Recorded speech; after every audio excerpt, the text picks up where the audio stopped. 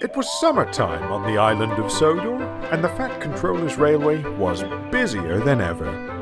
There were more passengers, and on top of it all, the main line was undergoing an extensive overhaul. The bad winter weather kept forcing our repair schedule back, Sir Topham Hatt had explained. I have no choice but to carry out the repairs during the busy season.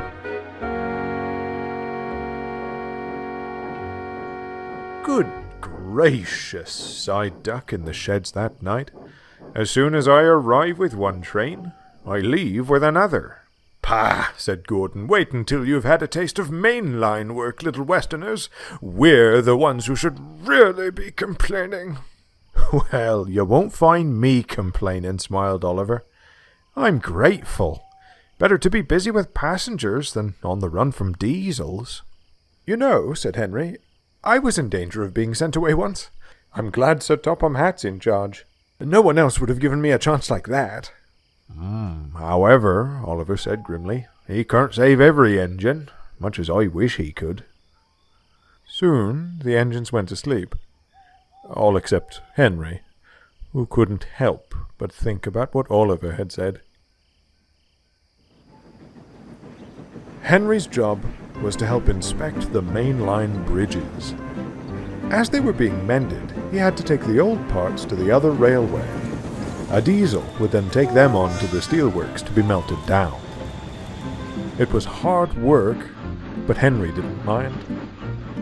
Usually, Henry would only take a few trucks of broken beams, but when he picked up his load that day, an entire bridge section was waiting for him. Oh, the whole thing's busted, grunted a workman, surprised it didn't collapse before we arrived. We'll have to start from scratch now. Henry was glad the bridge hadn't collapsed. With a mighty heave, he set off along the main line.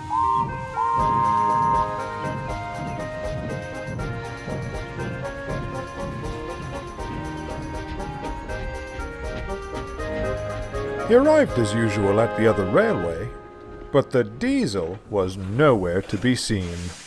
Bother, he thought. If that diesel doesn't get here soon, I'm going to be late. Just then a loud growl filled the air. Henry winced as the diesel slowly pulled up alongside.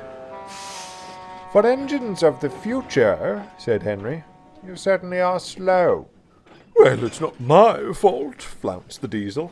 It's that rusty old kettle. Henry looked over. A big, rusty scrap engine sat on the diesel's train. Goodness gracious me, what's happened to him? Given up for scrap ages ago, said the diesel. Finally got orders to take him down the breaker's yard. The diesel sighed. Oh, poor engine.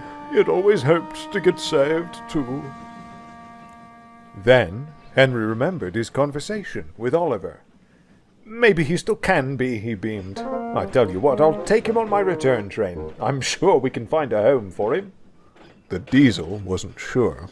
The steelworks is expecting a steam engine today. You won't get far before they catch wind that their payload's gone missing. But Henry had another idea.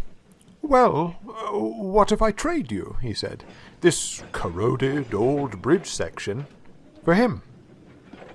The diesel looked back at the flatbed and smiled. They'll be more than happy with that. You've got a deal. Henry was pleased. Soon the two engines had traded their loads and parted ways. It was hard work to carry the old engine, but Henry struggled on. Suddenly, he heard a voice. Excuse me, you're not gonna turn me into a bridge, are ya? Henry chuckled. Not if I can help it. Oh, continued the engine. Oh, that's a relief. But why did you rescue me? We can't save every engine, Henry replied, but we can certainly try. At last, they stopped in a goods yard. Henry let out a sigh of relief. You'll be safe here until I can speak with Sir Topham Hatt, Henry smiled. Well, here I am. The two engines jumped. Sir Topham Hatt walked towards them. A bit difficult to sneak about with a load like that, wouldn't you say, Henry? Henry blushed. I'm sorry, sir, Pardon me, sir, the engine interrupted, if I may. Sir Topham Hatt paused and nodded. Your Henry's a true hero. I was bound for the steelworks today. If he hadn't come along, I might have been turned into a bridge, he shuddered. There was silence. I understand if you can't afford to keep me, sir, the engine continued. But even if I could just have somewhere to stay hidden, just until I find a new home. We cannot allow that, said Sir Topham Hatt bluntly. The engines were upset. Henry will tell you, he continued, that no engine on this railway is a layabout, and that includes you. The engines beamed. Do you mean it, sir? Most certainly, smiled Sir Topham Hatt. You're just the sort of engine I need to help on the main line. Henry, he said, turning to the green engine, you'll be taking, what did you say your name was? Richard, sir, smiled the engine. At your service. Very good, Richard. Henry, you'll be taking Richard here to the works. We've no time to lose. He turned and walked back to his office to make the arrangements. The two engines looked at each other and smiled. For an engine who seemed so near the end, Richard's life was only just beginning.